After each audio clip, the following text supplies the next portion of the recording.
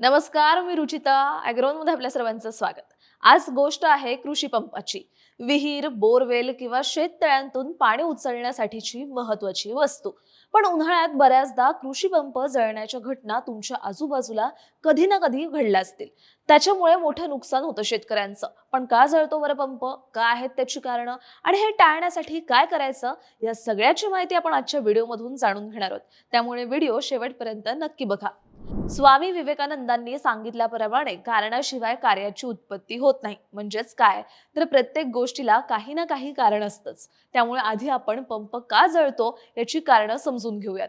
पहिलं कारण आहे, कृषी पंपामध्ये कधी कधी तांत्रिक दोष असतात. म्हणजे त्याची खराब वायरिंग, लहान आकाराच्या किंवा निकृष्ट तारांचा वापर केला तर त्या तापतात आणि शॉर्ट सर्किट होऊन मोटार जळू शकते. तसंच अनेक कृषी पंप सुरू असताना जास्त लोड आला तर गरम होतो, त्यामुळे वाइंडिंग जळण्याचा धोका वाढतो. यासोबत कमी किंवा जास्त व्होल्टेज असल्यावर मोटर जळण्याची शक्यता वाढते, कारण कमी दाबामुळे मोटर जास्त प्रवाह खेचते, तर जास्त व्होल्टेजमुळे मोटार खराब होऊ शकते. तसंच अर्थिंग योग्य प्रकारे केलेलं नसेल तर विजेचा धक्का आणि मोटार बिघडण्याचा धोका वाढतो. या सगळ्यासोबत आणखी एक चूक शेतकरी सहसा करतात, ती म्हणजे ऑटो स्विच ऐवजी पंपाच्या स्टार्टरमध्ये दगड घालून ठेवतात आणि तसंच तिला चालू करतात. पण ही चुकीची प्रॅक्टिस आहे. त्यामुळे सुद्धा मोटर जळण्याची शक्यता वाढते. तांत्रिक कारणांशिवाय काही वेगळी कारणं सुद्धा असतात, ती म्हणजे ओलसर वातावरण आणि पाण्याचा संपर्क. स्विच, तार किंवा पॅनल हे जर ओलसर असतील किंवा पाण्याशी संपर्कात येत असतील तर शॉर्ट सर्किट होऊ शकतं. तसंच पाण्याशिवाय किंवा कमी पाण्यात मोटार जर कोरडी फिरली, म्हणजेच ड्राय रन झाल्यावर ती लवकर गरम होते आणि मग जळते. त्यामुळेच मोटर जळण्याच्या घटना उन्हाळ्यात घडतात. या सगळ्यासोबत आणखी एक कारण म्हणजे निकृष्ट दर्जाची साधनं वापरणं. म्हणजे ISI मार्क नसलेली वायर, स्विच किंवा मोटर वापरली तर पंप खराब होण्याची शक्यता जास्त असते. आता मोटर जळण्याची कारणं तर पाहिली, पण ती जळू नये म्हणून काय करायचं हेही पाहूयात.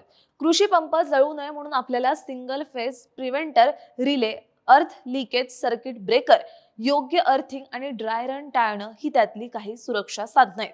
पहिले तर मोटर वापरताना ती योग्य व्होल्टेजची असायला पाहिजे. मोटर निवडतानाच तिची व्होल्टेज रेंज जास्त असायला हवी. जसं 360 ते 450. तसंच कमी जास्त व्होल्टेज टाळण्यासाठी स्टॅबिलायझर किंवा रिले वापरा. रिलेचा संबंध करंट सेटिंगच्या कार्याशी असतो, त्यामुळे रिलेची सेटिंग मोटरच्या रेटिंगनुसारच असली पाहिजे. यासोबत अर्थ लिकेज सर्किट ब्रेकर याचाही वापर करायचा आहे. हे उपकरण विद्युत उपकरणांमधून होणारी गळती म्हणजेच लिकेज ओळखून विजेचा धक्का आणि आग टाळतं. दुसरं म्हणजे मोटारवर कमी जास्त लोड येऊ द्यायचा नाहीये.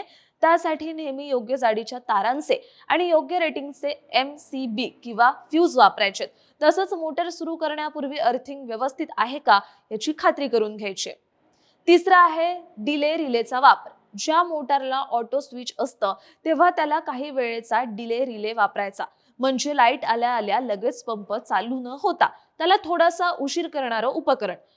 उशीर करण्याचं कारण म्हणजे लाईट आल्यावर एकाच वेळी एका भागातल्या सगळ्या मोटर चालू होऊन विजेवर लोड येतो. त्यामुळे मोटर सुरू होताना विजेचा जास्त प्रवाह येऊ नये यासाठी टाइम डिले रिले वापरायचा.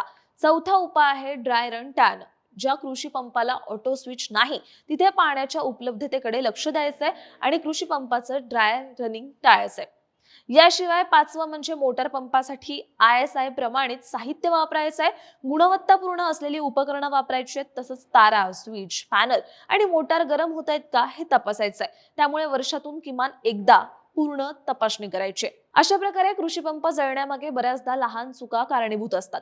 पण योग्य काळजी आणि वेळेवर देखभाल यामुळे मोटरचं आयुष्य वाढतं आणि शेतकऱ्यांचा खर्चही वाचतो. एकंदर काय तर थोडी सावधगिरी हाच महत्वाचा उपाय.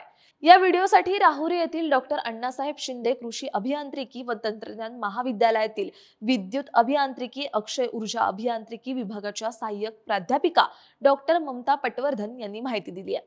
तुम्हाला ही माहिती कशी वाटली हे कमेंट बॉक्समध्ये नक्की सांगा आणि अशाच शेतीविषयक आणि नवनवीन माहितीसाठी ॲग्रोवनला सबस्क्राईब आणि फॉलो करायला विसरू नका.